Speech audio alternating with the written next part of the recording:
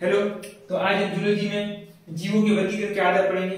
इसके अगले वाले लेक्चर में हमने क्या पढ़ा था, पूरा जीवों का वर्गीकरण कैसे होता है। उसमें हमने 5 जगह वर्गीकरण भी पढ़ लिया था। और सबसे पहले किसने वर्गीकरण किया, वैज्ञानिक आधार पर अरुस्तु ने किया, वो पढ़ा था।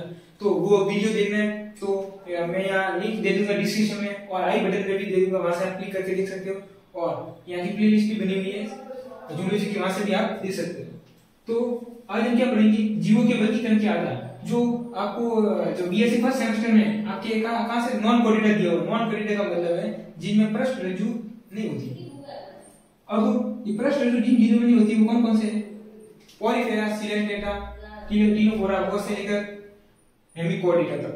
तो सभी जीव पढ़ने हैं, और सभी जीवों में आपको ये पढ़ना है कि ये सब कैसे होते हैं, संगठन का स्तर कैसा होता है, समिति कैसी होती है, खंडी भवन कैसा होता है, दीर्घ कैसी होती है, और जनन स्तर कैसा होता है। तो ये सब आपको समझना चाहिए। अगर ये सब समझ गए तो आपको थ्योरी लिखने में आसानी होगी। जैसे कि आपको पूछा कि संगठन का स्तर पॉलीफेरा में क्या है, तो आप क्या बताओगे, पता होगा तो बताओगे। पॉलीफेरा में समिति क्या है, पॉलीफेरा में खंडी भवन होता है कि नहीं होता, दीर्घ क्या होती है, और जनन स्तर क्या होता है। तो ये सब आपकी सिलेबस में दिया हुआ है, तो सबको डिटेल में पढ़ेंगे। तो सबसे पहले जो पढ़ने वाले हैं ये सब आप नोट कर लेना। तो सबसे पहले हम क्या पढ़ेंगे, संगठन का स्तर। इसको इंग्लिश में क्या बोलते हैं, लेवल ऑफ ऑर्गेनाइजेशन। क्या होता है संगठन का स्तर, बहुत सिंपल है, आपको समझ में आएगा। ठीक है, तो एक नीचे वाला वीडियो दे दो, ये पढ़ते हैं हम पहला।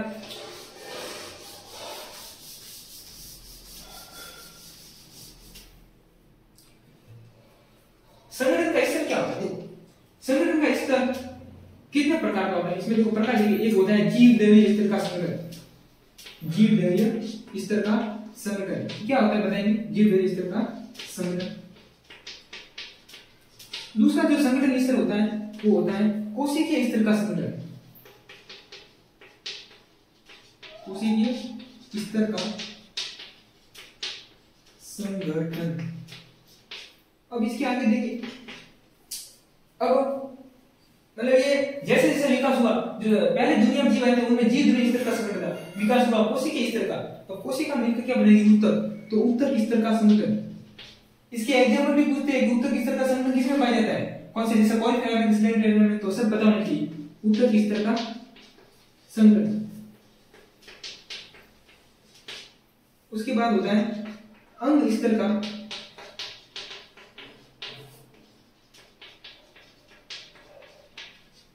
संगठन। तो 5 देखिए, तो सबसे लाभ और सबसे एडवांस अंग तंत्र स्तर का संगठन।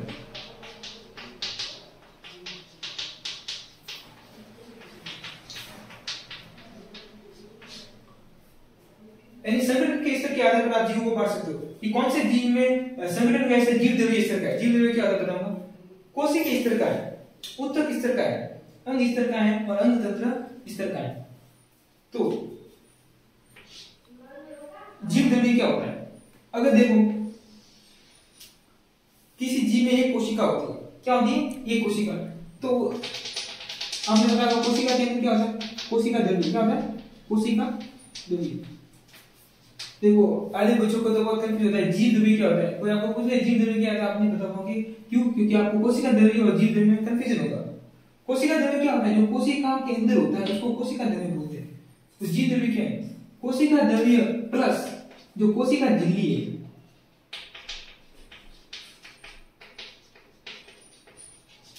कोशिका द्रव्य और कोशिका झिल्ली दोनों को मिलाकर क्या बोलते हैं, जीव द्रव्य। यानी कि कोई भी जीव जिनमें एक कोशिका पूरी की पूरी, यानी ऐसे जीव जिनमें एक कोशिका होती है उसको क्या बोलते हैं, जीव द्रव्य स्तर का संगठन। तो इसमें आप क्या लिखोगे, ऐसे जीव जिनमें केवल एक ही कोशिका होती है और एक ही कोशिका शरीर का पूरा कार्य करती है, जनन, पाचन, श्वसन, यानी एक ही कोशिका काम करती है। जैसे अमीबा एक कोशिका है, तो अमीबा कैसा है, जीव द्रव्य स्तर का संगठन है, वो प्रोटोजोआ है। तो आपका एग्जाम्पल क्या हो जाएगा इसका, तो अभी मैं जीव द्रव्य स्तर का संगठन पढ़ा रहा हूं, ये आप सब लिख देना और इसको मैं मिटा रहा हूं।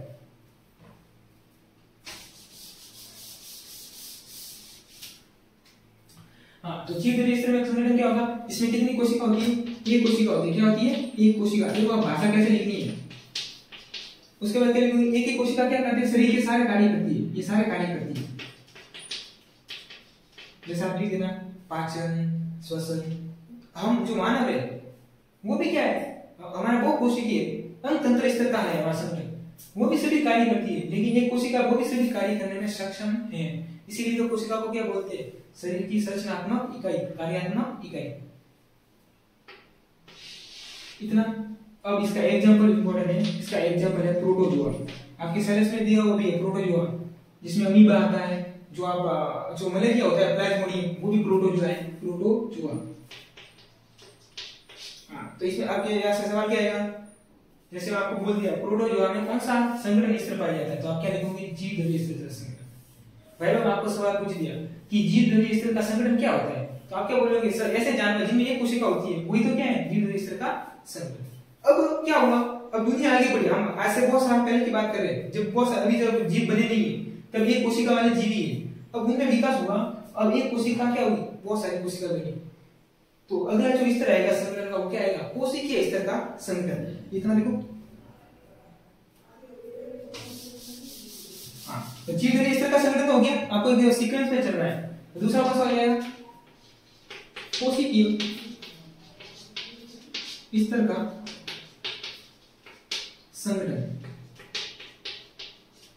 कोशिकीय स्तर का संगठन है, देखो इसमें बच्चे ये कंफ्यूज हो जाएंगे, क्योंकि इसमें बोल देंगे कोशिका होती है, कोशिका तो जीव द्रव्य में होती है, लेकिन उसमें एक कोशिका होती है। लेकिन अगर कोशिका का समूह बन जाए किसी जीव में, वो कोशिकीय हो जाए, तो उसको क्या बोलेंगे, उत्तर नहीं बने, ध्यान रखना।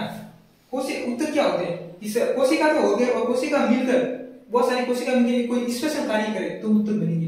लेकिन अभी बहुत सारी कोशिका तो बन चुकी है, लेकिन अभी सभी कोशिका इकट्ठी होकर कोई स्पेशल कार्य नहीं कर रही है, तो ये कोशिकीय स्तर का संगठन है।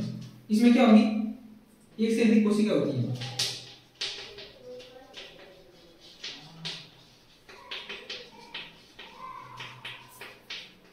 हाँ, एक से अधिक कोशिका होगी, और ये सब कार्य करेगी, जैसे जनन, श्वसन, हेतु।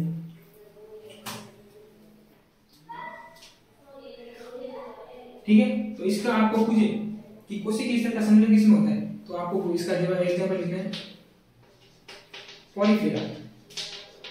तो सबसे पहला संज्ञा, उसमें कौन सा संगठन है, कोशिकीय स्तर का संगठन। अभी एक कंपटीशन एग्जाम में सवाल क्या था, पॉलीफेरा के बारे में कौन सा कथन सही है, उसमें कहीं दे दिया कि इसमें उत्तक स्तर का संगठन पाया जाता है। ठीक है, तो उत्तक स्तर का नहीं, इसमें कौन सा है, कोशिकीय स्तर का। ठीक है, तो ये पॉलीफेरा इसका एग्जांपल हो गया। पॉलीफेरा क्या होता है, आगे बढ़ेंगे, पूरा बड़ा फाइलम है पूरा। ठीक है, यहां तक नोट करो। अब यहां तक तुमने पढ़ लिया कोशिकीय स्तर का संगठन। अब तीसरा कौन सा है, देखो जैसे जैसे जीव एडवांस होते जा रहे हैं, उनमें संगठन का स्तर भी एडवांस होते जा रहा है। पहले क्या था, एक कोशिका, फिर उसमें बहुत सारी कोशिकाएं, जो क्या हुआ, कोशिकीय स्तर का। अब कोशिका, देखो कोशिका मतलब लोग क्या समझते हैं उत्तर को, लोग कंफ्यूजन क्या होता है, उत्तर को ऐसे समझते हैं कि बहुत सारी कोशिका होती है, उसको उत्तर बोलते हैं। बहुत सारी कोशिका है, लेकिन वो बहुत सारी कोशिका, अगर सभी कोशिका अलग अलग कार्य कर रही है तो उत्तर नहीं है। उत्तर की परिभाषा क्या होती है, बहुत सारी कोशिकाएं आपस में मिलकर कोई एक निश्चित कार्य करे। तो पहले एक कोशिका थी, वो सब कार्य कर रही थी, फिर बहुत सारी कोशिकाएं वो अपना कार्य करेगी, फिर उसके बाद क्या होगा कि कोशिका में हमने समूह बना दिए कि तू ये काम कर, तू ये काम कर, तो उसको क्या बोलेंगे, उत्तक स्तर का संगठन। तीसरा कौन सा आ जाएगा, उत्तक स्तर का। जब हम पॉलीफेरा सिलेंडर का जीवों को पढ़ेंगे तब आपको और भी समझ में आएगा, ये तो अभी आपके लिए बेसिक के लिए। ठीक है, उत्तक स्तर का संगठन, इसमें आपको पता होना कि एग्जांपल कौन कौन से। तो इसमें क्या होगा, कोशिका मिलकर क्या बनेगी, कोशिका मिलकर क्या बनेगी, उत्तक। और ये उत्तक क्या करेंगे, अपना कार्य करेंगे, तो ये इसकी होगा, तो इसमें उत्तक बनेगी, क्या बनेगी, उत्तक। अब आपको इसका एग्जांपल पूछेंगे,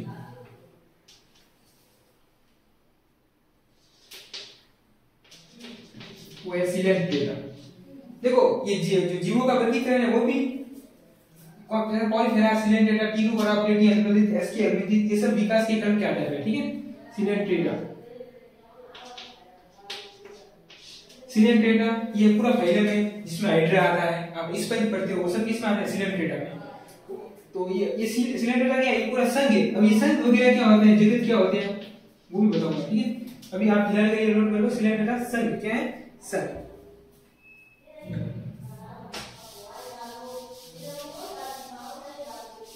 अब इसके बाद हम क्या पढ़ेंगे, अंग स्तर का संगठन। क्या अंग स्तर का संगठन। अंग स्तर का संगठन का मतलब क्या है, उत्तक ने मिलकर कुछ अंग बना दिए और अंग अपना अपना कार्य कर रहे हैं। ठीक है,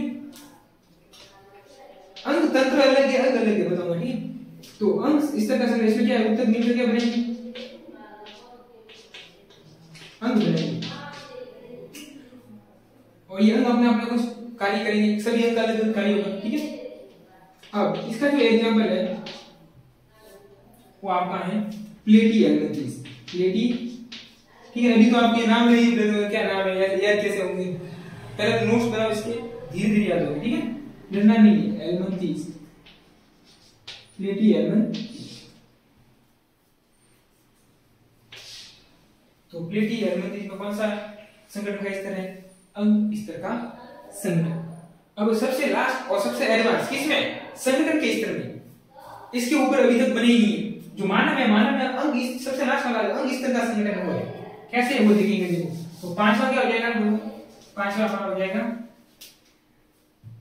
अंग तंत्र। क्या हो जाएगा, अंग तंत्र स्तर का संगठन, अंग तंत्र स्तर का संगठन। अब इसमें क्या होंगे, जो अंग थे वो अंग मिलकर क्या बनेंगे, अंग तंत्र। जैसे मानव में क्या है, श्वसन तंत्र, उत्सर्जन तंत्र, सभी अलग अलग कार्यों के लिए पूरा तंत्र बना हुआ है। ठीक है, जनन तंत्र, श्वसन तंत्र, उत्सर्जन तंत्र, पाचन तंत्र। ठीक है, तो ये अंग तंत्र है। और ये कहां से शुरू होता है, मानव में तो है ही, कौन कौन से जीव से शुरू हो जाता है, तो इसका एग्जांपल है। अब ये बाकी सभी एक एक संघ आते हैं, ये शुरू हो जाता है एसके एल्मंथीज। प्लेटी एल्मंथीज के बाद जो आता है सर वो कौन सा है, एसके एल्मंथीज। एसके एल्मंथीज से लेकर कॉर्डेटा, मतलब जीव दो प्रकार के होते हैं, नॉन कॉर्डेटा और कॉर्डेटा। तो एसके एल्मंथीज और जो आपके एमी कॉर्डेटा है, वहां तक तो नॉन कॉर्डेटा है, और उसके कॉर्डेटा, कॉर्डेटा में कौन कौन से आते हैं आपको पता होगा, मछली, पक्षी और जो मानव है स्तनधारी, वो सब किसमें आते हैं, कॉर्डेटा में। तो कॉर्डेटा में हम आते हैं। ठीक है ना, आपने बोला कि आपका एग्जांपल है नाम कॉर्डेटा में, तो ये संघ के हिसाब से एसके एल्मंथीज से लेकर कहां तक, कॉर्डेटा तक। तो ये क्या हो गया, अंग तंत्र स्तर का सबसे एडवांस है, एसके एल्मंथीज से शुरू हो जाता है। यहां तक नोट करो।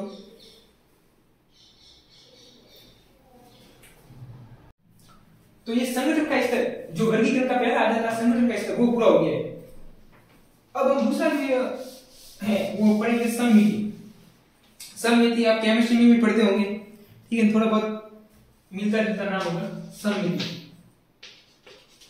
सममिति का मतलब, तो सममिति का देखो ऐसे हिंदी में मीनिंग जाने, सममिति का मतलब समान। क्या समान मतलब, इसमें हम एक काल्पनिक अक्ष, काल्पनिक का मतलब है मन से मानते हैं, वास्तव में कोई होती नहीं है। काल्पनिक अक्ष को मानते हैं जिससे अगर किसी जीव को किस तरह से काटा जाए और दो बराबर भागों में बढ़ जाए तो उसको जो सममित है। ऐसे जीव जिनको हम किसी भी अक्ष से सममित ने दो बराबर भागों में बांट सकते, वो क्या हो जाएंगे, असममित।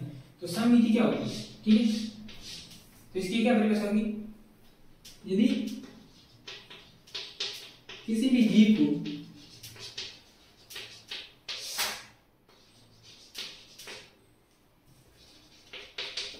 किसी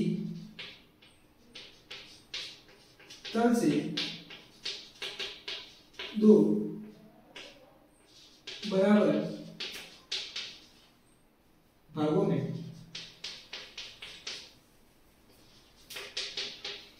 विभाजित किया जा सके, दो बराबर भागों में विभाजित किया जा सके, वो क्या करेंगे, वो सममित करेंगे। सममित, इस घटना को क्या बोलेंगे, सममिति। इसे क्या कहेंगे, इसे सममिति कहते हैं।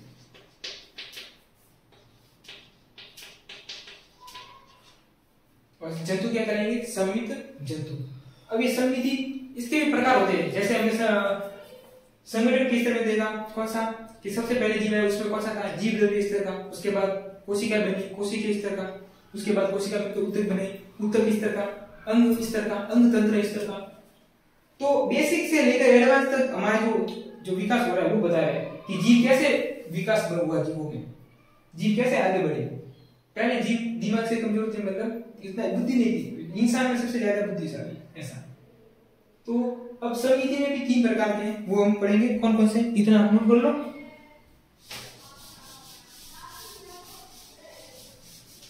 अब समिति कितने प्रकार की होती है, समिति का सवाल मत पूछते। देखो समिति एक तो होती है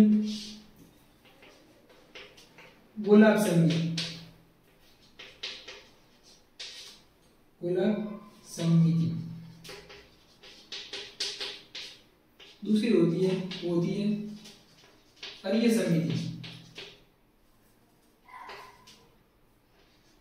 अरीय समिति। और सबसे एडवांस है वो है द्विपार्श्व समिति, द्विपार्श्व समिति। अब देखो समझो क्या है गोलाभ समिति क्या है। मतलब इसमें हम किसी जीव को कितने भी अक्ष है, इसमें बहुत सारे तल होते हैं, बहुत सारे तल से हम काट सकते हैं। जैसे कि देखो अब इसमें एग्जांपल कौन कौन से होंगे, अरीय समिति में क्या होगा, अरीय समिति देखो गोलाभ समिति इसको अलग से पढ़ाऊंगा, अरीय समिति को अलग से पढ़ाऊंगा और द्विपार्श्व समिति को अलग से पढ़ाऊंगा। पहले ये फ्लो चार्ट बना दो ताकि एक साथ आपको समझ में आ जाए। इन दोनों को प्रकार नहीं है, लेकिन अरीय समिति में 3 प्रकार है। तो अरीय समिति में कितने प्रकार है, 3, तो वो आपको पता होना चाहिए। एक होता है सरल अरीय, सरल अरीय, एक होता है द्विअरीय। ठीक है, आपको पहले तो आप नोट करो, आपको शुरू में जो डिफिकल्ट लगेगा। ठीक है, एक होता है पंच अरीय, क्या होता है पंच अरीय समिति। सबसे पहले हम गोलाभ समिति पढ़ेंगे, फिर अरीय क्या होती है वो पढ़ेंगे, और सबसे क्या पढ़ेंगे द्विपार्श्व समिति। यहां तक नोट कर लो। अब देखो अब हम गोलाभ समिति पढ़ने जा रहे हैं। क्या पढ़ने जा रहे हैं, गोलाभ समिति। ठीक है, गोलाभ समिति क्या होती है और इसमें एग्जांपल कौन सा है वो आपको पढ़ना है। इतना इंपॉर्टेंट नहीं है, गोलाभ वाला भी आपको पता होना चाहिए कि कितने प्रकार की होती है गोलाभ समिति। इसमें क्या होता है, ये गोलाकार जीव, ऐसे जीव जो गोल आकृति के होते हैं उनमें होता है। जैसे कि देखो ऐसा कोई गोल जीव है, अब इसको तो तुम कितने तलों में, इसमें तलों की संख्या फिक्स नहीं है, बहुत सारे हैं। जैसे कि देखो तुम ऐसे काटो तो भी 2 बराबर भागों में बढ़ेंगे, ऐसे काटोगे तो ये बराबर हो जाएंगे, ऐसे काटोगे तो ये 2 बराबर भाग हो जाएंगे। तुम ऐसे भी काट सकते हो, तुम ऐसे भी काट सकते हो। मतलब तुम्हारे पास कोई बहुत सारे तल है, यानी ऐसे जीव जो गोल होते हैं उनमें बहुत सारे तलों के द्वारा उनको 2 भागों में बराबर बांटा जा सकता है। ऐसे जीव क्या कहेंगे, गोलाभ समिति वाले जीव। तो ये समिति क्या है, गोलाभ समिति। इसमें जीव कैसे होते हैं, गोल होते हैं। अब इसका एग्जांपल जो है वो है एक्टिनोफिश, एक्टिनोफिश। ये एक्टिनोफिश ये प्रोटोजोआ का एक सदस्य है। फिश का मतलब ये मछली नहीं है। ठीक है, आपको बहुत सारे बच्चे क्या समझते हैं, जिसके पीछे मछली आ गया, फिश आ गया, वो मछली हो जाएगी। जैसे तारा मछली मछली नहीं है। ठीक है, हम पढ़ेंगे इकाई में दर है वो। तो एक्टिनोफिश ये क्या है, ये एक प्रोटोजोआ है। क्या है, प्रोटोजोआ। और इसमें कौन सी समिति है, गोलाभ समिति। इसमें जीव कैसे होते हैं, गोल। ठीक है, गोलाभ के बाद आपको जो अरीय पढ़नी है, अरीय समिति। दूसरी कौन सी है, अरीय समिति।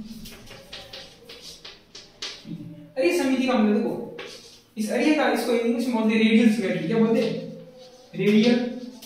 और वो गोलाभ था उसको क्या बोलेंगे, स्फेरिकल। स्फेरिकल का मतलब जैसे आप गोले को बोलते स्फेरिकल, तो स्फेरिकल सिमेट्री। रेडियल यानी त्रिज्या के अनुरूप समिति, सिमेट्री। अरीय समिति का मतलब है कि किसी त्रिज्या के अनुरूप कोई जीव है, उसकी त्रिज्या के अनुरूप तल में काटे और वो 2 बराबर भागों में बढ़ जाए, तो उसको क्या बोलेंगे, अरीय समिति। जैसे कि देखो इसमें आपको 3 पढ़ने हैं। एक तो सरल अरीय, इसके एग्जाम्पल बहुत इंपॉर्टेंट है। सरल अरीय, द्विअरीय, सबसे ज्यादा जो इंपॉर्टेंट है वो है पंच अरीय समिति। अब क्योंकि ये इतनी स्पेशल है कि इसका स्पेशल सवाल पूछते हैं, वाइवा भी पूछते हैं कि जो पंच अरीय समिति है वो कौन से फाइलम में पाई जाती है। ठीक है, सरल अरीय क्या होती है? देखो नाम से सरल अरीय का मतलब है कि जैसे कोई जीव है, ठीक है, ठीक है, इसमें हाइड्रा होता है, हाइड्रा आपको बता देता हूं,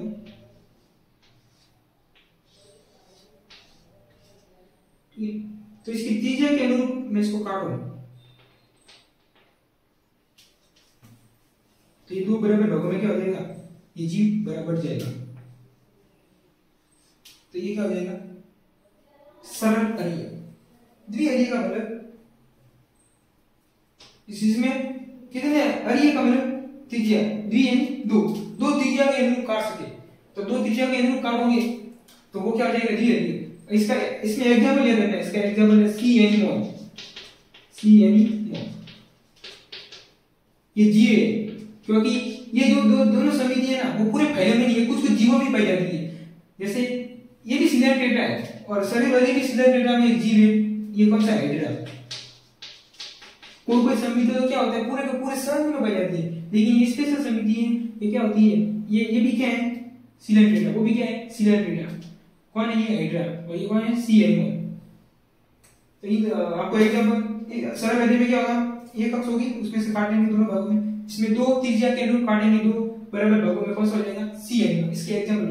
और पंच अरीय, पंच अरीय का मतलब कितना, पांच त्रिज्याओं के अनुरूप काट सके और पांच भागों से क्या हो जाए, बराबर। और इसका जो एग्जांपल है वो है, ये इसलिए इंपॉर्टेंट हो जाता है, व्यास इकाइनोडर्मिटा। ये क्या होता है, इकाइनोडर्मिटा आप सब पढ़ेंगे जिसमें तारा मछली आती है। तो जो परिपक्व होते हैं इकाइनोडर्मिटा, परिपक्व का मतलब अडल्ट, जो मतलब जो शिशु होंगे इकाइनोडर्मिटा के, उसमें पंच अरीय समिति नहीं होगी। अब देखो ये पंच अरीय का मतलब क्या है, जैसे इकाइनोडर्मिटा में अभी बोला तारा मछली, लेकिन वो मछली नहीं है, बोला था, ये एग्जांपल आ गया वो, ये तारा मछली है। देखो अब इसमें देखो एक अक्ष ये हो जाएगी, दो, तीन, ठीक है, इससे 500 भुजाओं के अलग हो जाएगी 5, तो ये कितना हो जाएगा, पंच अरीय। 500 भुजाओं के अलग इसको क्या कर सकते हैं, काट सकते हैं, तो इसको क्या बोलेंगे, पंच अरीय समिति। तो पंच अरीय समिति किसमें पाई जाती है, वयस्क इकाइनोडर्मिटा में। शिशु में कौन सी होगी, द्विपाश में बताऊंगा, ठीक है। सरल अरीय, द्विअरीय, इसके एग्जांपल अरीय समिति में, ठीक है। अब तीसरी जो बची है वो कौन सी है, लास्ट, द्विपाश समिति।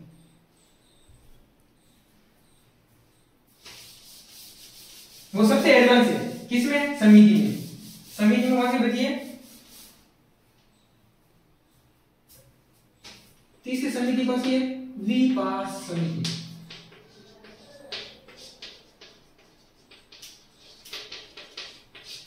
इसको बोलते बाई लेटरल सिमेट्री।